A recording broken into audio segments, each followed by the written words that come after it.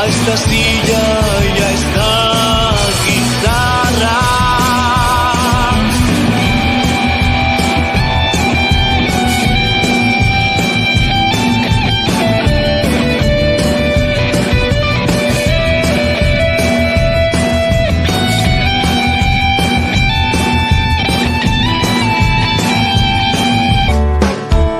No hay nada que me guste más que sus besos. No hay nada que me alegre más que su compañía. Discúlpame estos detallitos. Naciste pa' que seas feliz.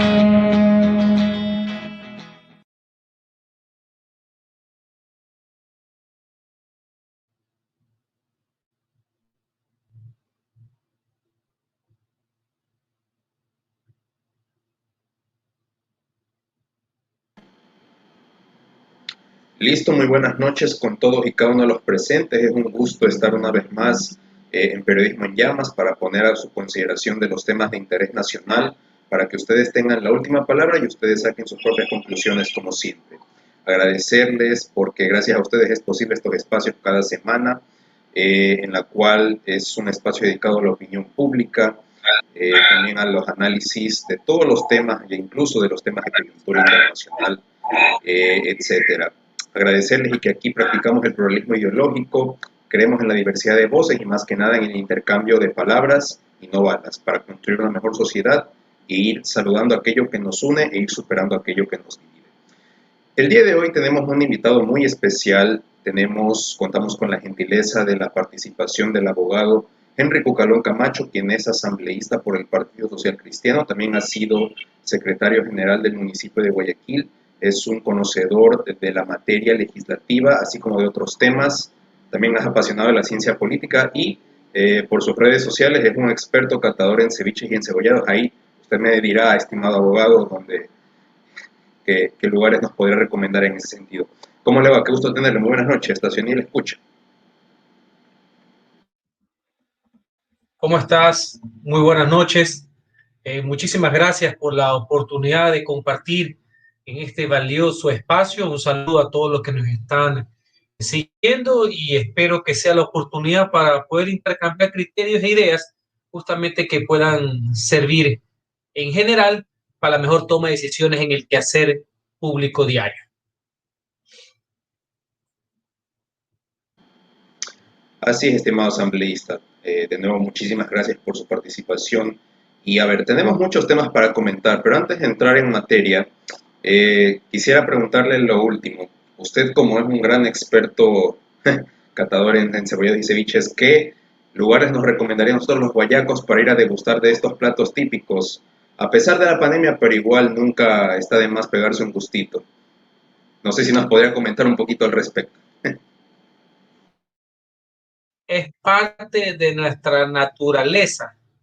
La vida criolla popular es algo intrínseco Hoy día, por ejemplo, tuve la oportunidad de comer un rico encebollado mixto en el Lechón, pero en su sucursal de la Ciudadela Adace, en el norte, casi al frente de la entrada de TC Televisión.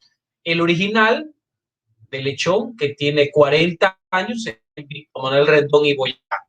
Es un buen encebollado, para quienes les gusta el ají peruano, tiene un colorcito simpático.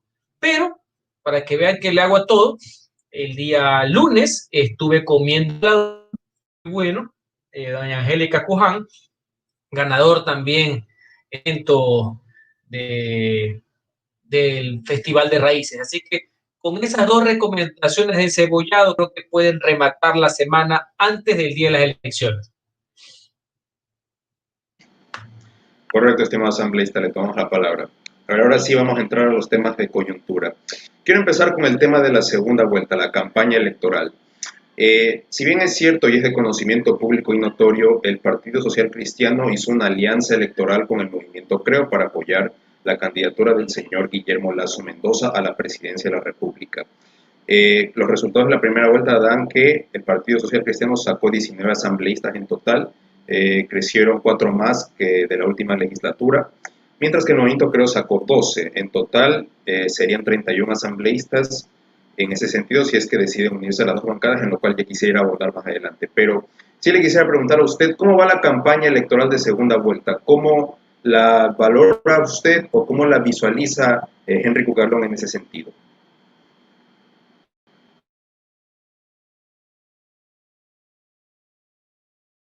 Va a haber una democracia, que es el de ciudadano. ¿Por qué hago esta abstracción? Porque esta segunda vuelta se ha tratado de ciudadanizar la elección, no de partidizarla. Ese es un grave error que mucha gente lo cree. La segunda vuelta ya no nace de votos duros de cada candidato, sino la capacidad para poder sumar una agencia con los que originalmente no están de acuerdo con tus ideas y optaron por otras. Entonces, lo que tienes que hacer es ciudadanizar el discurso, ser amplio, ser inclusivo. Y en esta segunda vuelta, yo saludo y me ha gustado muchísimo el enfoque que ha tenido la campaña de Guillermo Lasso. Una campaña donde se han incorporado conceptos que son cotidianos, pero parecerían que habían estado guardados a algún lado, que tiene que ver con la inclusión, con la equidad, con el concepto del derecho a tener derechos, con la diversidad. Recordemos que el pueblo ecuatoriano está hastiado de los extremismos, tanto de la extrema izquierda como de la extrema derecha, tanto de la izquierda populista como del conservadurismo rancio, por así decir. Así que yo he visto, insisto, con optimismo, cómo se ha podido manejar, interlocutar y retroalimentarse de mejor manera con ese Ecuador profundo, con ese Ecuador que, insisto, no votaron en primera vuelta por esta candidatura, pero que saben que pese a las diferencias, que son legítimas en democracia, hay mayores coincidencias en conceptos de democracia, en conceptos de recuperación económica post pandemia, porque la reactivación en la pandemia van de la mano en ese sentido, institucionalidad y reconocimiento a lo diverso. Eso para mí es importante y esta reflexión que le hago se nota en el ambiente y también se ve en las encuestas donde ha habido un alto nivel de crecimiento. Esperemos que eso se mantenga y que se vea reflejado en la votación del próximo 11 de abril. En ese sentido, estimado asambleísta, tengo dos interrogantes. Usted mencionó un tema interesante que es el tema de los radicales de los extremos. De hecho, Jaime Roldós Aguilera hace 40 años se refería a esto precisamente, que era un mal de toda sociedad y que nos quieren llevar a dilemas que no son los nuestros. Le pregunto en ese sentido sobre el tema de, por ejemplo, que en estos tiempos lastimosamente se ha reducido el debate público a los maniqueísmos y lastimosamente ya no se puede opinar o criticar sin que a uno se lo etiquete o que se le diga de que ya está a favor del uno, de que le estás haciendo el juego, ya estás defendiendo al otro, o sea, una serie de lastimosamente actitudes deleznables que incluso los ciudadanos de a pie, lastimosamente a veces caen incluso en redes sociales o incluso en que el debate se reduce al tema del insulto y el ataque. Entonces le pregunto a usted, ¿cómo valora en ese sentido? ¿Usted cree que de alguna manera en esta segunda vuelta podremos ir superando eso en el futuro como primer punto? Y segundo punto, estimado asambleísta, ¿qué ha sido de la participación del abogado Jaime Nebot? No se lo ha visto mucho en esta segunda vuelta. ¿Nos podría comentar algo al respecto? Corríjame si estoy equivocado. Pero es la construcción permanente de lo que es la participación ciudadana. En esa idea hay que revalorizar que el ciudadano común de a pie no le gustan las peleas intrascendentes, parecen ideológicas, pero que en el fondo reflejan absolutismo. Si uno pelea por el bienestar ciudadano, todavía, pero no por egos, y como muy bien lo ha señalado, yo utilizo mucho esa frase, el maniqueísmo, todo ponerlo en blanco y negro, el todo nada, estás conmigo, estás contra mí. Así no se puede hacer democracia. Esto no es claro oscuro, claro que hay definiciones ideológicas, principios de política pública, pero sin duda. Aquí hemos llegado, y de los dos lados, aquí hemos llegado a que si tú tienes un criterio, vamos a hablar un poco de política internacional para ponerlo en derecho comparado, un poco de la democracia cristiana y socialdemocracia europea o el Partido Demócrata, ya eres comunista, según unos cuantos opinólogos de Juan que hay por aquí. Asimismo, si tú tienes alguna idea de economía de mercado, que en mi caso es economía social de mercado, alejada de cualquier capitalismo salvaje, ya resulta ser que ni siquiera es oligarca. No, ya eres mafioso de quinta, explotador. ¿Me explico? O sea, ¿dónde estamos? Por Dios, explotador. O sea, eso está mala. Ese simplismo es una de las cosas que a mí me llevó a hacer participación política plena. Yo tengo muchos años en el sector público, pero solo tengo 8 años de político activo. Y justamente he luchado desde el primer día contra ese tipo de posiciones. Así como también resaltar que la dureza en la lucha conceptual jamás tiene que ser sinónimo de bajeza. Así que he tratado de abonar y poner mi granito de arena en ese sentido. En temas de formación política, hay ciertos temas que ya ni siquiera se discuten, como es el tema de los derechos ciudadanos, el respeto al medio ambiente. Ahí ni siquiera hay matices ideológicos, el respeto al Estado de Derecho, por así decir. Sin embargo, acá, por el odio que obnubila y enceguece por pasiones estériles, aquí se ponen en discusión. Y con una facilidad pasmosa, aquí se etiquetan a las personas.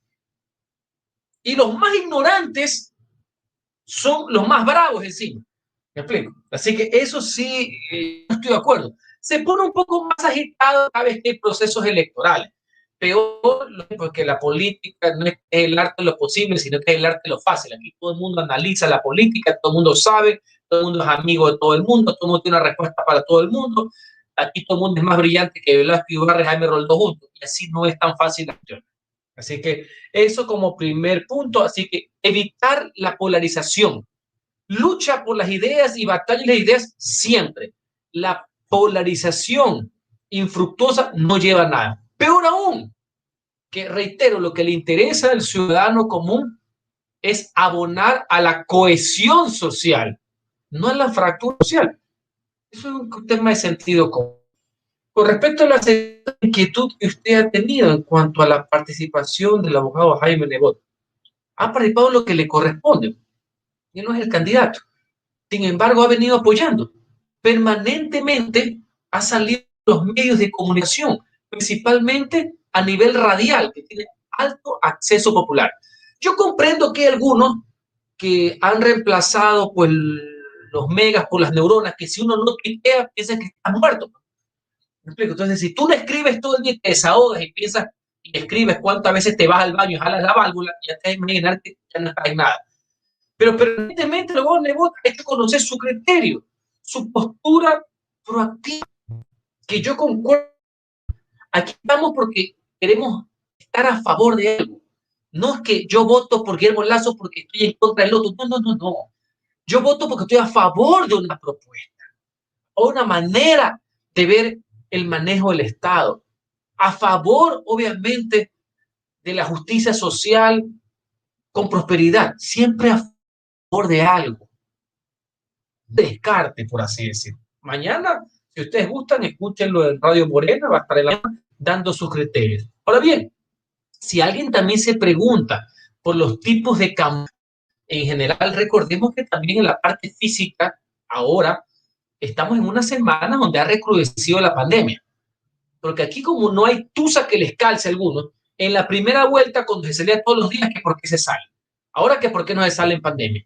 Que si se sale, se apoya, que si no se sale, no se apoya. Señores, cada uno tiene que ocupar su puesto. Y creo que el continente ha sido bastante positivo. Adicionalmente, la organización política va a colaborar en un aspecto primordial, como es el tema del control electoral.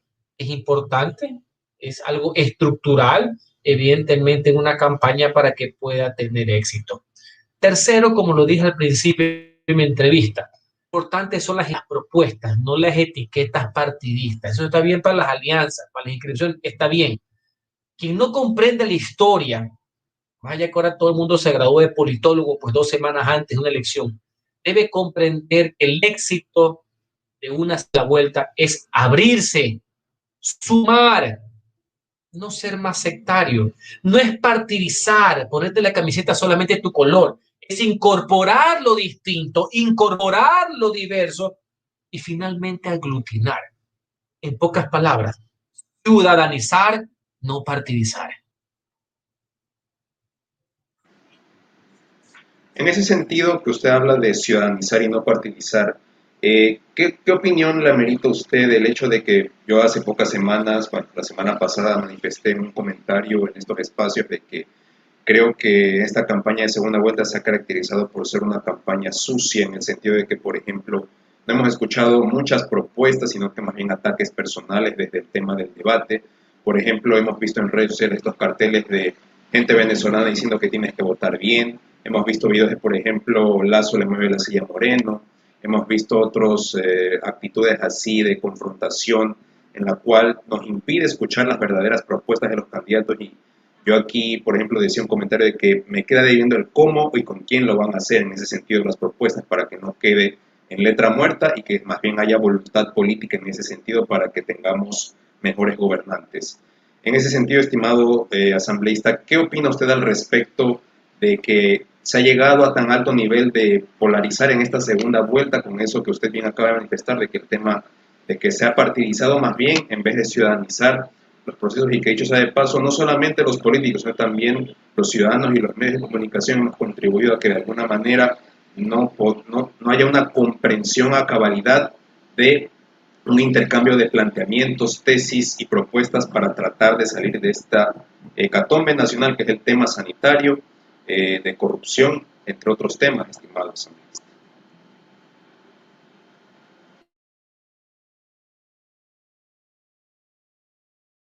Todo tipo de campaña sucia y ruin, venga de donde venga.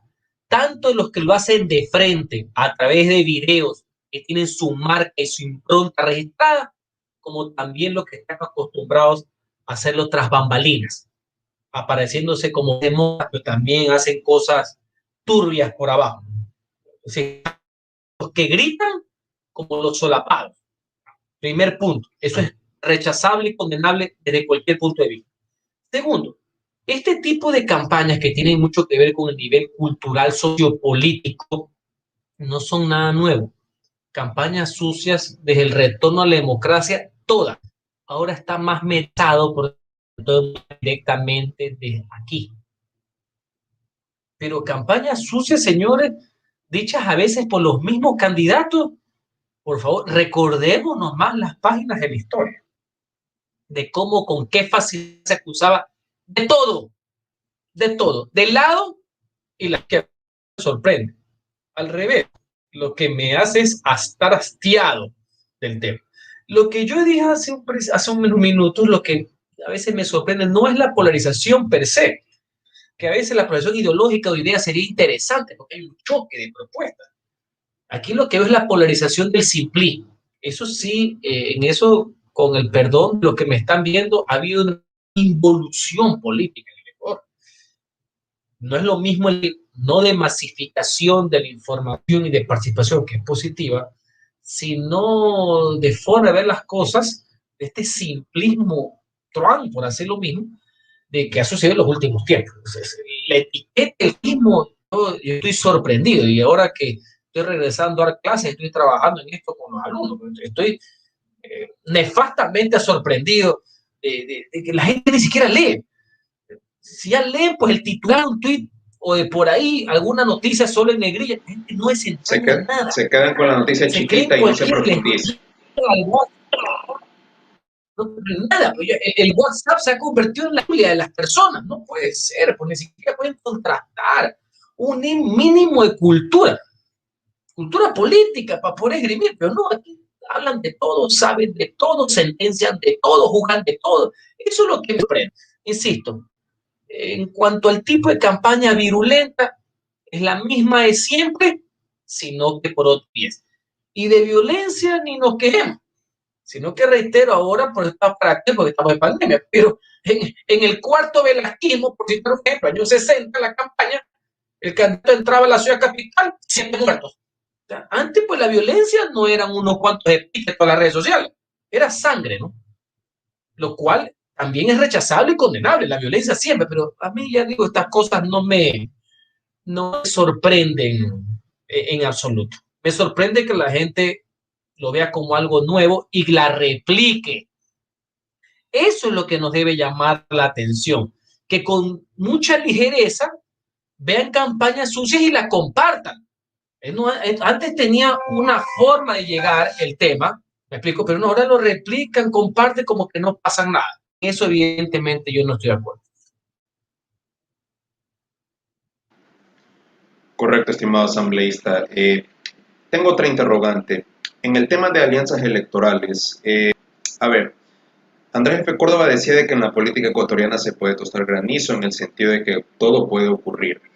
Y en el tema de alianzas electorales, haciendo un análisis histórico, probablemente en el imaginario social de la población, tal vez el ecuatoriano promedio o el votante, el electorado, siente esta desconfianza de que de alguna manera las alianzas se han vuelto fugaces. Y para poner un ejemplo, el Frente de Reconstrucción Nacional, que agrupaba a todos los partidos de derecha para apoyar la candidatura del ingeniero Febres Cordero, de alguna manera con el pasar de los 4 años de su gobierno se fragmentó y se disolvió.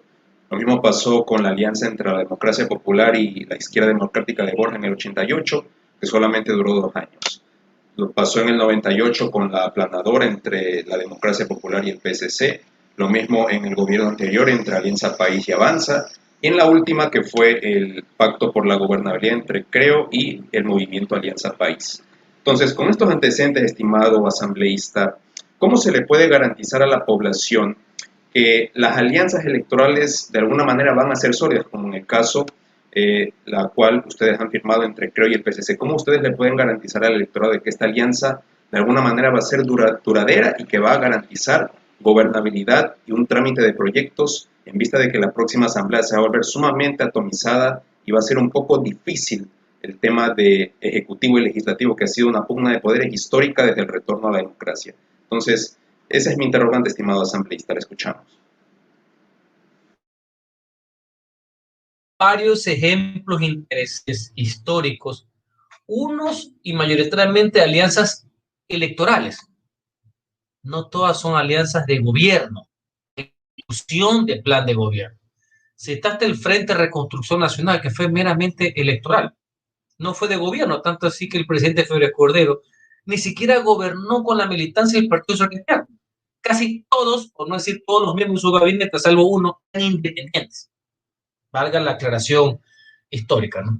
Otros casos que has puesto no eran electorales, pasaron a ser legislativas. Y muy pocas de temas de gobierno que no han sido electorales. Yo no le temo a los acuerdos, yo los saludo. Las alianzas son positivas. Hay unas que son electorales para alcanzar el poder y otras que son de gobierno para ejercer el poder, siempre a favor de mayorías y velando por el interés general, no por el interés particular. Uno de los temas para poder construir país son justamente que puedas tener acuerdos mínimos de país, de políticas de Estado que superen a las coyunturas de los gobiernos. Siempre he peleado por aquello. Y eso tiene que ver con un signo también de estabilidad.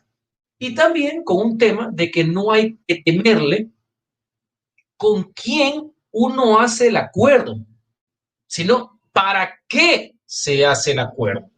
Y se lo hizo una persona que tiene 8 años de legisladora, donde ese es un tema básico, porque tú todos los días pones a sometimiento de la población tu criterio a través de los votos.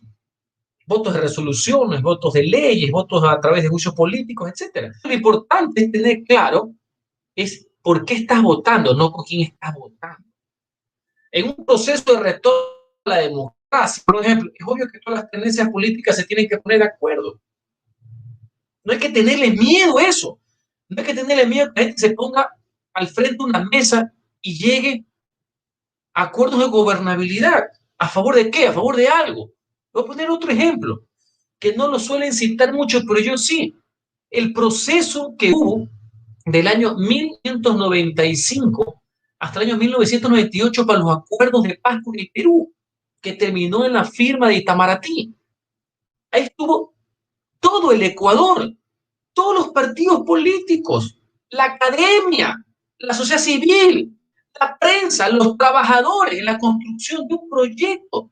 Hemos vencido la guerra del año 95, la guerra del CENEPA, y fuimos a la construcción de un acuerdo nacional para estar unificados, sólidamente unificados en una posición de país, en un tema que nos concernía a todos. No es un tema de derecha, de partido. Entonces no hay que tenerle miedo. Así como ahora, por ejemplo, la cuestión de la dolarización. Y así te puedo poner varios ejemplos. Así que no hay que temerle a aquello, siempre y cuando es para qué, cuál es el fondo, cuál es el objetivo, correcto, si es que cabe la palabra. Sí, más allá de lo que la gente presume, lo que es el acuerdo electoral para alcanzar el poder, o en el poder, lo que es el clientelismo, a quién le toca cada cosa, ¿no? Yo hago una separación de eso, a mí no me interesa. Pero en cuanto a objetivos, en cuanto a metas, por supuesto que es dable, y siempre encima de la mesa. Sí, estimado asambleísta, lo que pasa es que en el imaginario social, al menos en el electorado, lastimosamente el político promedio ecuatoriano no dialoga, sino que más bien tranza. Ese es el imaginario negativo que se crea en la población ecuatoriana. Y como le digo, o sea, pocas veces es en verdad, este país... y sí, la clase política ha dado pie a aquello. Yo concuerdo en que el ciudadano cree eso ahí, eso está en el imaginario colectivo, es casi una leyenda urbana. Sí, comprendo. Y obviamente se tiene que construir, obviamente, la cultura política en contrario, dando pruebas fehacientes de aquello. Correcto. Además le quería decir de que pocas veces en el Ecuador, en la historia del Ecuador, el pueblo ha estado unido en determinadas circunstancias. Usted mencionó el tema del acuerdo de paz, la guerra del CENEPA, el partido del año 2002 en la cual Ecuador pudo ingresar al Mundial. O sea, pocas veces hemos visto unidad nacional en el Ecuador y por eso es que nos cuesta mucho ir superando aquello que nos divide. Estimado asambleísta, solo para terminar esta parte... Bueno, es un concepto complejo y difuso. Inclusive ya que está en esta línea, hay mucha gente que pone en duda cuál es nuestro carácter, no como Estado, sino como nación. Por eso siempre hablo que ese es un proceso inacabado de construcción. Ojo, nosotros pasamos directamente el Estado y nunca pasamos por el concepto de nacionalidad. Y ha puesto un ejemplo perfecto. Una de las pocas cosas que nos identifican como nación fue la clasificación al Mundial del año 2002. ¿Me explico? A la razón de la camiseta de la tricolor y los pasitos del Bolillo Gómez. ¿Me explico? Nos sentimos ecuatorianos más que nunca. Pero claro, es un tema complejo, súper denso e interesante de desarrollar también. Así es, estimado asambleísta. Y solo para terminar este apartado, el Partido Social Cristiano y el Movimiento Creo se van a unir en un solo bloque en esta próxima legislatura como 31 asambleístas. ¿Ya se va a oficializar? ¿Nos podría comentar un poco al respecto? ¿Sí o no? Bueno, yo asumo que este acuerdo se va a ver reflejado en la próxima Asamblea Nacional. Ya la parte mecánica Si van a hacer un solo bloque o no, yo desconozco, no voy a ser asambleísta en la próxima legislatura porque la Constitución me lo prohíbe. El Partido Social Cristiano, por sus propios derechos, al tener 18 legisladores, ya es un bloque legislativo con cupo tal. El movimiento, creo, tendrá que revisar si son 12 o 13, se necesita creo que 14 para hacer bloque legislativo, el 10%, habría que analizar, pero que no tengo la menor de que estos tópicos donde ha habido coincidencia, así como en su momento ha habido divergencias, lo cual es sano para la democracia, van a estar unidos en función de temas que son consecuencia del plan de gobierno, y si van enfocados en los que menos tienen, en los más pobres, un concepto con prosperidad, no tengo la menor duda que los votos van a estar juntos, que eso es lo importante. Si Guillermo Lasso es presidente de la República, ojalá así sea, me imagino que la legislatura, esos votos, más otros más, tienen que darle el soporte a las medidas consecuentes de ejecutar el plan de gobierno. Así que eso para mí está descontado. La forma, insisto, no le podría decir, pero no descarto el tema que haya una unidad de propósito, que es importante. Está consignado en el plan de gobierno. Reitero, que es consensuado, que es mucho más abierto y plural de lo que se requiere en la actualidad, y justamente que lo que yo saludo y me adhiero más de lo que está consignado en la segunda vuelta. Recordemos que una de las premisas que ha adoptado la campaña de Guillermo Lasso, que parece correcta, es el de adquirir compromisos con cada sector de la sociedad, compromisos con la firma. No es que ha llegado solamente a yo te prometo, no, compromisos con diversos sectores muy amplios de la sociedad. Y eso hay que cumplirlo, señores, porque si no, la gobernabilidad va a ser un infierno. Si solamente se va a basar en los originales de un partido político, el creo, y no se va a respetar una vez que se gane a todos los compromisos que se han venido adquiriendo, no sería absolutamente viable. Y yo estoy muy de acuerdo con toda esa plataforma ciudadana de esos colectivos sociales que se juntaron a la segunda vuelta. Y yo, desde donde me corresponde, como ciudadano, el cargo más importante en una democracia, voy a estar vigilante de que eso se cumpla, porque yo también adhiero a esos compromisos. Así, estimado asambleísta. Y pasando a otro tema, quiero entrar al tema de coyuntura legislativa. Usted ha estado en dos legislaturas, la del 2013, el 2017 y la de 2017-2021. En ese sentido, le quisiera pedir a usted su apreciación personal. ¿Cuál es el balance que usted puede sacar de estas dos legislaturas en las cuales usted ha participado? ¿Cuáles son los retos, las lecciones y errores que usted ha aprendido como legislador, como persona? Y si es que podría mencionar un poco para el Partido Social Cristiano, de la óptica del PSC, para que pueda de alguna manera aprender para la próxima legislatura. Le escuchamos, asambleísta. La actividad legislativa para una persona que cree en la democracia, que tiene formación jurídica y política, ha resultado una experiencia maravillosa. Yo estoy muy agradecido las personas que conmigo a través de su voto para que yo los represente, para que yo sea su voz en el Congreso de la República. Reitero, una experiencia maravillosa, que por este límite constitucional que debemos respetar, es que no se ha podido prolongar, porque en todos los parlamentos del mundo este es el único que tiene una limitante. Las limitantes normalmente son para los ejecutivos, no para los legislativos.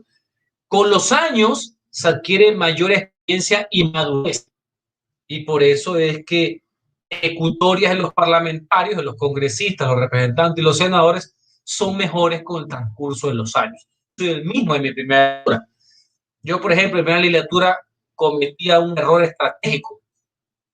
Al principio pensaba que estaba dando un examen. Entonces, todos mis discursos en el primer periodo, creo que hice unos 52 discursos, 52 intervenciones, eran pocas porque éramos una minoría, no siempre daban la palabra, eran como exámenes de grado, netamente jurídicas, en una época en que esto era muy en contra, digamos, del tema del modelo estatista. Yo defendía mucho el tema de la descentralización, de la autonomía, las libertades, el punto de vista general, y dos grandes debates con referencia a las enmiendas constitucionales que para mí fueron el más alto que tuvimos en esa asamblea. Diciembre del 2014 y diciembre del 2015 en dos debates. En esta legislatura, la cual comprendí que tenía que comunicar de mejor manera, evidentemente procedimental, jurídica, de derecho, pero que tenía que transmitir mi pensamiento de otra manera. Y creo que fui un poco más eficaz en la comunicación para poder interpretar el sentir ciudadano. Y segundo, una de las características de este segundo periodo es que ya no estaba el cuco del correísmo, muchas cosas se ampliaron.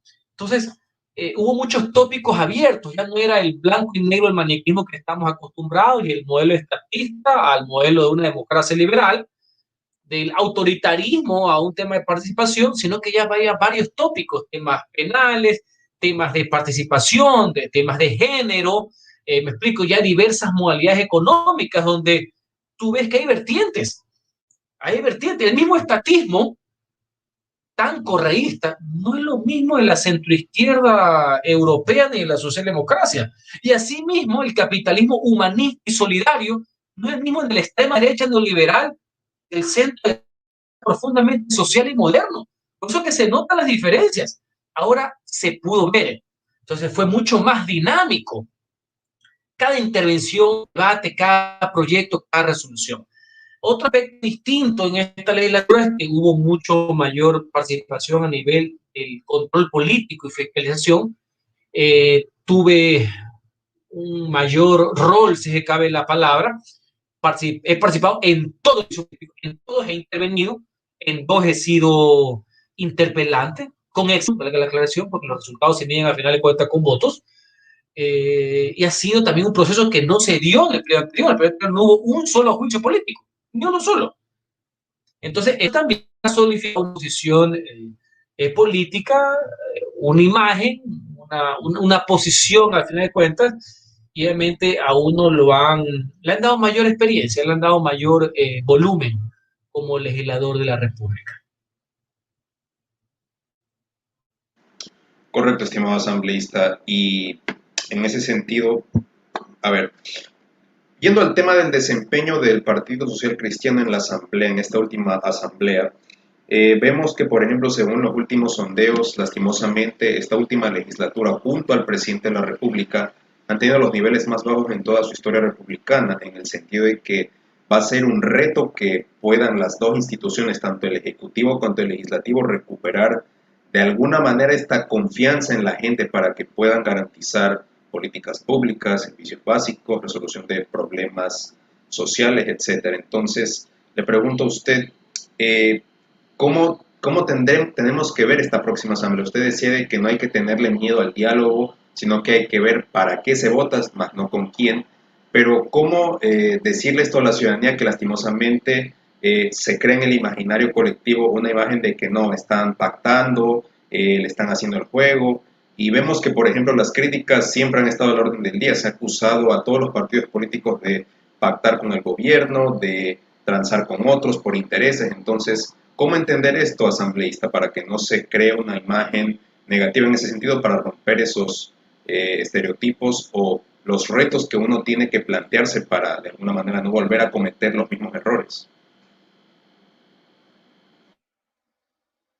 En general, todos los congresos del mundo son mal evaluados. No crea que es un fenómeno particular. Y Ecuador, todos. Estar en una especie de ágora, 137 personas encerradas, hablando todo el día, es un concepto sui generis como es el ecuatoriano, que nos tienen como 11 al año encerrados, 3 días a la semana, lo cual no sucede en ninguna parte del mundo. En ninguna parte del mundo es así.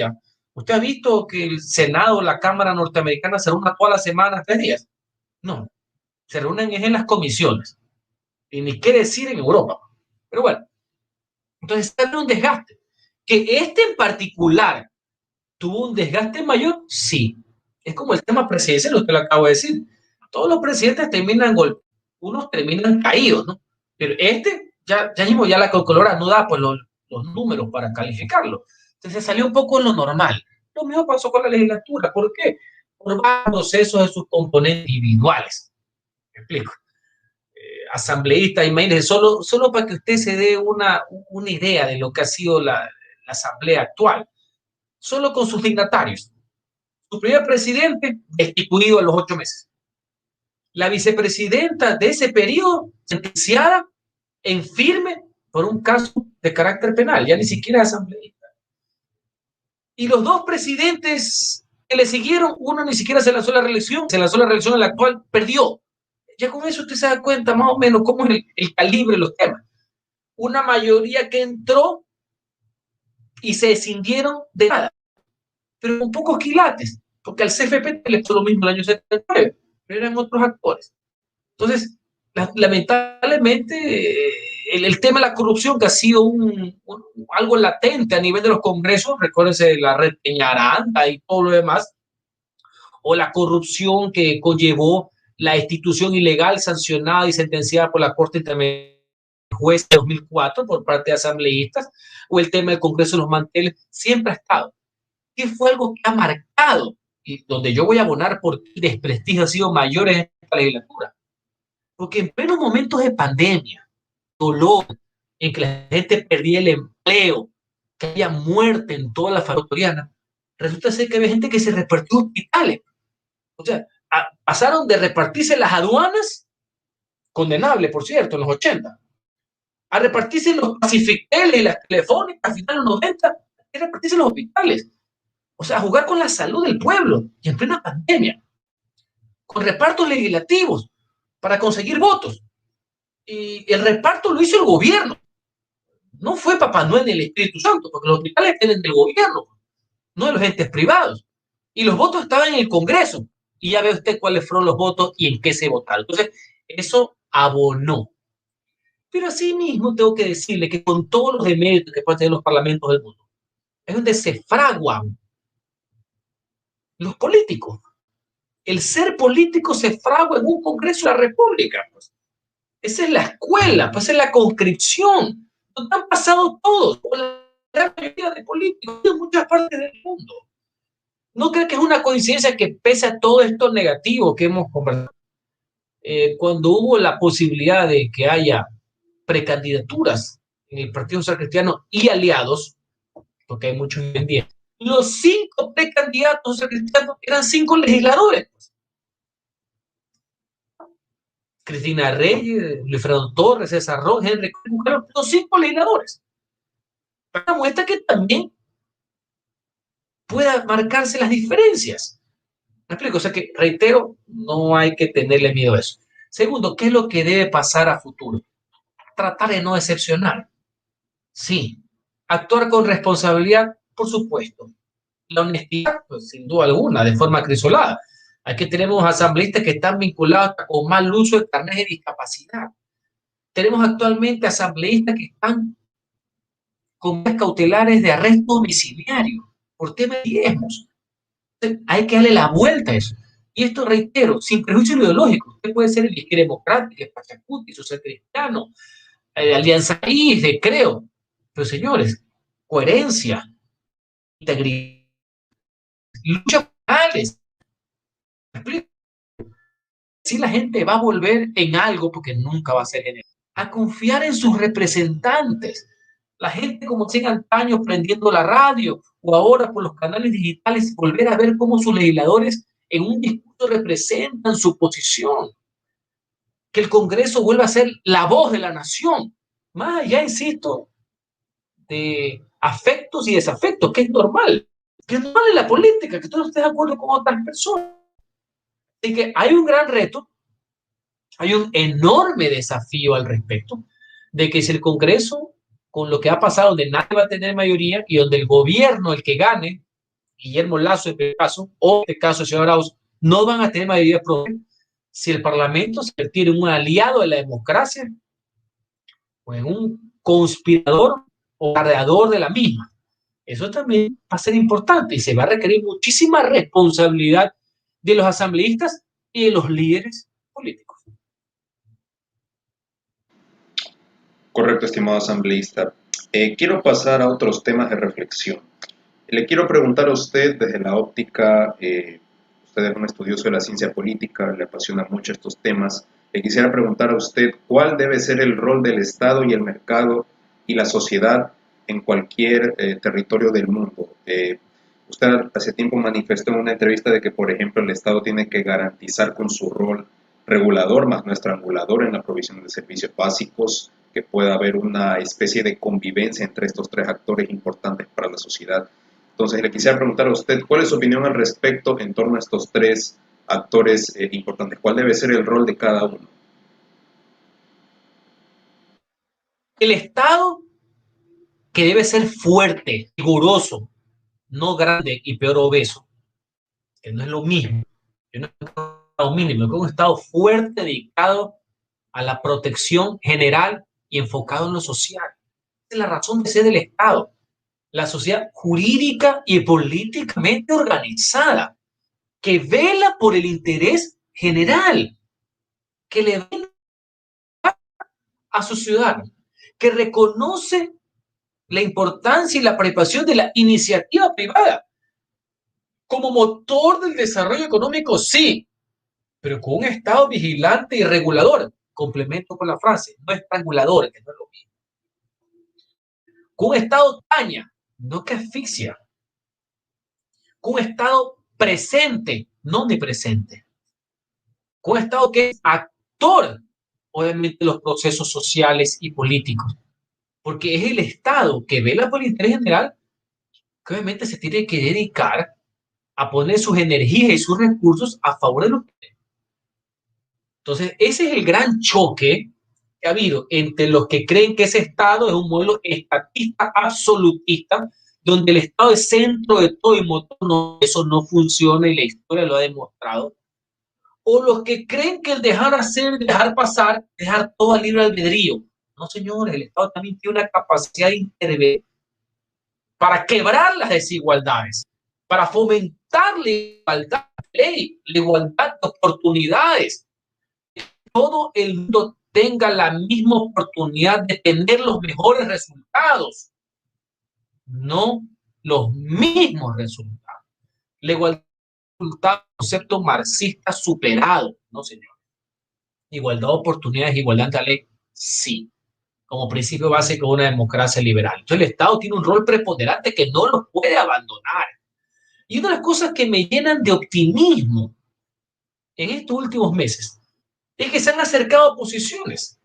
Espero que no sea por temas electorales solamente, sino porque se lo cree. Sostiene que el Estado no tiene nada que ver. No, no, no, señor. Están completamente equivocados. Por lo menos conmigo no cuenten. Tanto el extremismo de izquierda como el extremismo de derecha son nefastos para ese tipo de cuestiones. El Estado tiene un rol y no lo puede abandonar. Es preocuparse por las grandes mayorías y por los que menos tienen. Eso es importante. Incidir con la política pública. Luchar para que no existan, por ejemplo, el tema de los monopolios. Frenar cualquier tipo de abusos. Preponderar el acceso a óptimos servicios públicos. Garantizar el derecho a que todos tengan derechos. Velar porque no haya discriminación, entre tantas otras cosas. Entonces, qué bueno que estamos reconociendo que tiene una participación. Dentro de eso puede haber variables. Por supuesto. Un manejo de la política impositiva. ¿Cuál es el rol del Estado? Ahí viene lo que yo creo que es la economía social de mercado, que reconoce ese impulso a favor de la solidaridad, justamente con lo que menos tienen. Y lo que es la redistribución del espíritu emprendedor. Pero de ahí negar la existencia del mismo, o ponerlo al mínimo, o un estado desregulador total para que todo el mundo haga lo que le venga en gana, y que esto sea poco más la horda primitiva, que el más fuerte aplasta al más débil, el que más tiene arrincona al que menos tiene, no creo que sea lo adecuado. Y tampoco creo que sea mayoritariamente lo que el pueblo ecuatoriano ha votado. La pandemia y la crisis de salud ha reflejado que el gobierno tiene que actuar, pues. Pero por supuesto que tiene que actuar. No tiene que actuar para perjudicar. No tiene que actuar para ser empresario y pues a competir con el empresario. No. En materia de salud, de educación, de seguridad y justicia, tiene obviamente una actuación impondable e insustituible que debe funcionar. Y reitero, la pandemia, el COVID, la crisis sanitaria ha sido el mejor ejemplo. Usted lo ha visto en todas partes del mundo. Una de las cosas que castigaron al presidente Trump en Estados Unidos, mira la candidatura del presidente, ha sido justamente el manejo de la política pública de salud. Reitero, la participación que tiene el Estado, el gobierno, en los asuntos de interés público, en este caso la salud.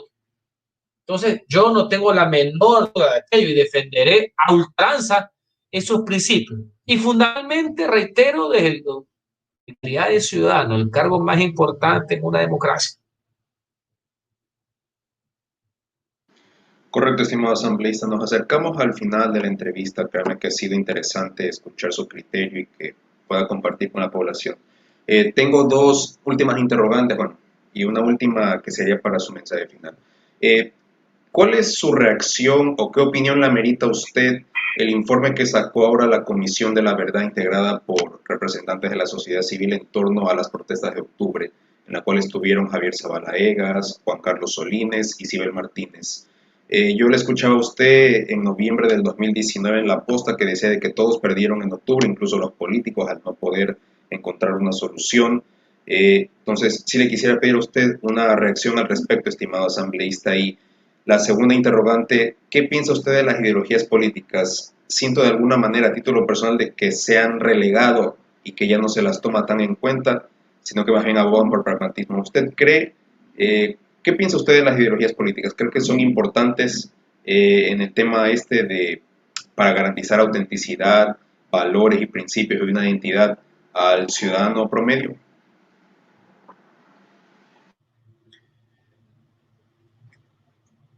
Lo primero, qué bueno que cuando me hacen la pregunta, cita cosas que uno ha dicho, que uno no ha trabajado en mano. Los diputados, los políticos nos expresamos a través de nuestras intervenciones, nuestros discursos. Y eso que tú manifiestas que dije en noviembre del 2019 en la post, lo que dije en mi discurso de orden en el pleno de la asamblea, que todos habíamos perdido. La clase política también. Todos habíamos perdido. En ese día dije que yo condenaba los excesos en la fuerza, que los hubo, así como rechazaba con toda la fuerza y vehemencia esos llamados a la violencia, al cometimiento de delitos a plena del día y a la apología de la insurrección que había hecho el líder con nadie, el señor Vargas, en las jornadas del mes de octubre. Mi rechazo a los dos, mi discurso. Lo sostuve también el día del juicio político a la ex premier de gobierno. Para los unos, la censura política por el mal proceder del gobierno que originó la crisis, pésimo manejo y ante las violaciones que existieron y ciertos abusos policiales que deben responsabilidad política. Pero asimismo también sanción legal, más no impunidad, con quienes, reitero, alteraron el orden constituido, llamaron inclusive a un golpe de Estado incitando a las Fuerzas Armadas y que hicieron de forma alevosa incitaciones a la violencia. Los dos. Esto no es juego, no más de optar. Tercero, yo reconozco, no lo he leído en su plenitud, lo he visto por los medios de comunicación, reconozco que hubieron excesos policiales que deben ser sancionados. Yo ya he cumplido en la parte mía, en la parte de la sanción política. Yo no puedo caer en un movilismo por carácter electoral o por lo que sea, por oportunismo, decir, no, aquí no pasó nada, como estoy con una candidatura, aquí no, señores, con la verdad no se juega. Lo que sí, reconociendo de que hubo excesos por parte de la fuerza pública, hay un aspecto con el cual no estoy de acuerdo, leído en titulares y en la prensa con el informe que ha hecho el Defensor del Pueblo, de que esas violaciones que sí existieron, las cataloga de lesa humanidad. Con eso no estoy de acuerdo. Porque existir una violación de derechos humanos debe ser condenada, pero no necesariamente llega a ser de lesa humanidad, que según la explicación jurídica es un hecho constitucionario proceso permanente contra un grupo determinado, de donde vienen los genocidios, entre otras cosas. Y no creo que se haya configurado eso. Ojo, esto yo también veo en unas personas importantes con mucho criterio legal, decanos de las facultades de jurisprudencia, porque yo leo de todo, de todas corrientes ideológicas, de derecha e izquierda, y veo coincidencias de que no de lado que hubieron violaciones a los derechos humanos, porque sí los hubieron, esa categorización de lesa humanidad no corresponde a lo actual. ¿Estamos? Válida la particularización. El segundo tema, las ideologías son importantes, son válidas, pero no son excluyentes. Yo apoyo y creo que las personas defiendan su criterio, sus ideas, su ideología, porque no me gusta la piratería, el que le hace al todo, el que se acomoda según la autoridad. Creo asimismo que las macroideologías se van aterrizando en grandes corrientes ciudadanas que son las que hacen movilizar. Y al final de cuentas, esa ideología y esa corriente de pensamiento termina en algo, que es lo que está muy en boga, y es por lo que yo quiero y voy a luchar, que son por las causas. Las causas son las que engloban conceptos primarios ideológicos de corrientes. Por ejemplo, tenemos varias semanas viendo temas de violencia de género, violencia contra la mujer, participación de la mujer. Esa es una causa. Es una causa que tiene que englobar, encauzar, ¿me explico? Varias corrientes ideológicas, de centro izquierda, de centro derecha, de derecha, etcétera, sin ningún problema. La socialdemocracia, a la democracia cristiana, el liberalismo moderno, pues sin ningún problema. El tema de las garantías ciudadanas, el tema de la no discriminación, entre otras cosas, el tema de los llamados derechos de libertad, antes llamados derechos civiles, y como conceptos primarios derechos humanos. ¿Me explico? Eso es lo que a fin de cuentas refleja cada posición y cada voto. Que esa posición o causa tenga un antecedente ideológico es válido, por supuesto. No lo reniego, me gusta hasta cierto punto. Pero como tú decías, el pragmatismo, que no es la carencia de ideales, sino ver la mejor manera de ponerlos en práctica para no ser un iluso, que es otra cosa, nos lleva a luchar y a pelear por causas. Y ese es el objetivo primario y que veo, y por eso tengo este optimismo, no solamente electoral, optimismo como ciudadano, de que Guillermo Lasso le dio un enfoque correcto, de cometerse con causas, no con partidos, con temas, con agendas ciudadanas, no solamente con petitorios sueltos. Creo que esa es la línea y creo que el sendero correcto. Muy bien, estimado asambleísta. Y la última pregunta, ahora sí, esto ya es más personal. Le pregunto a usted, como Henry Cucalón, ¿cuál es el futuro o cuáles son los planes que usted tiene cuando ya terminen sus funciones el 13 de mayo del 2021? ¿Se dedicará a la academia? ¿Se dedicará quizás a lo mejor lanzarse en el 2023, 2025? ¿Cuáles son los planes que usted tiene en mente cuando ya termine esta etapa de su vida en la Asamblea?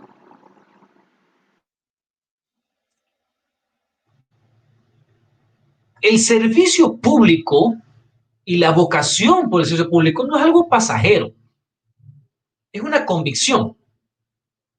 Yo la tengo. Termino una etapa, jurídicamente hablando, una etapa de mi vida, después de 8 años en el Parlamento.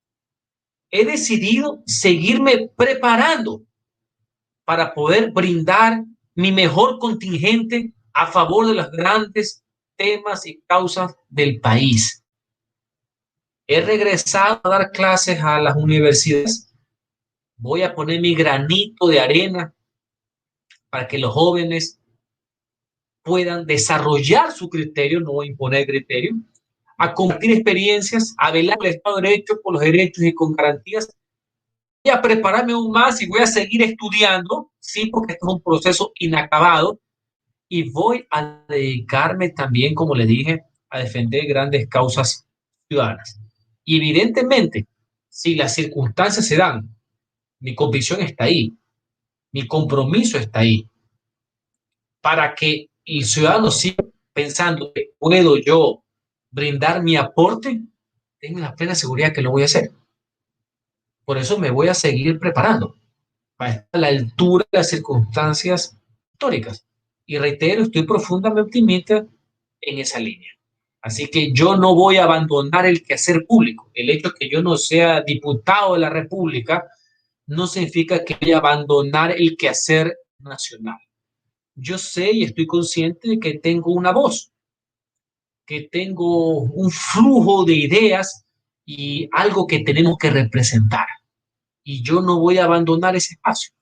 Lo que voy a hacer es canalizarlo de otras maneras. Y una de esas, evidentemente, tanto es la academia como seguirme preparando para poderlo hacer de la mejor forma posible.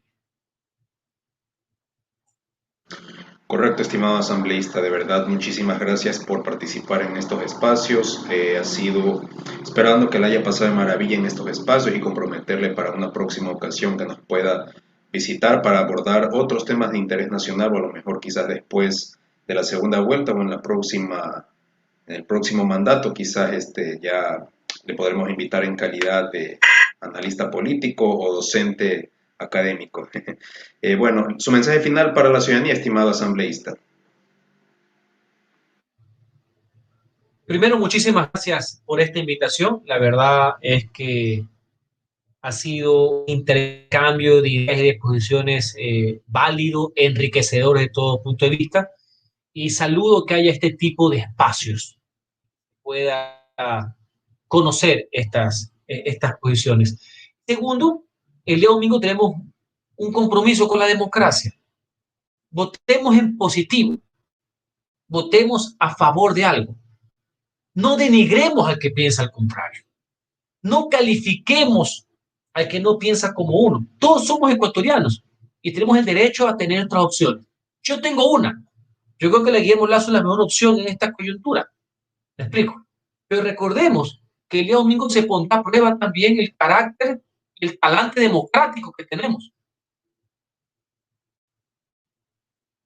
Es importante resaltar que hay que respetar los resultados, ¿me explico? Y que al día siguiente todos somos ecuatorianos y que tenemos una sola bandera y que las opciones electorales quedan en ese momento y tenemos que trabajar por salir de esta crisis pavorosa que tenemos, económica y sanitaria, y que tenemos que construir país, hacer país, que tenemos que levantarnos de nuevo como nación. Ojalá con un liderazgo de convocatoria, que sume, que vele por las grandes mayorías, sí, pero reitero, actuemos con responsabilidad y el domingo a consignar a viva voz por nuestra posición y a votar a favor de la democracia.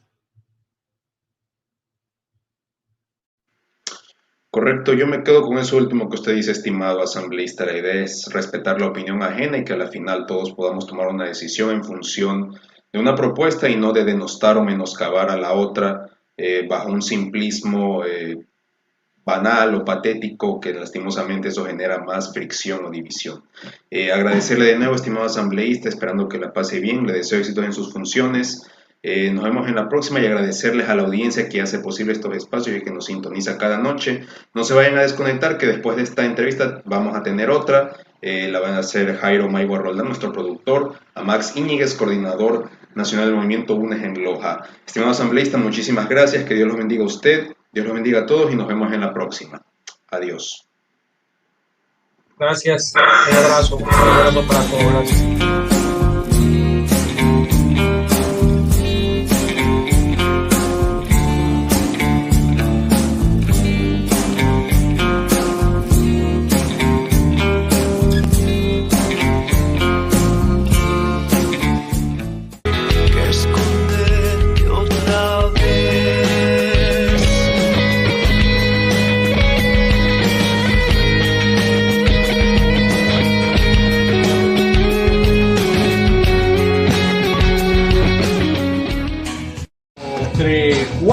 Otra vez estoy convenciéndome que no es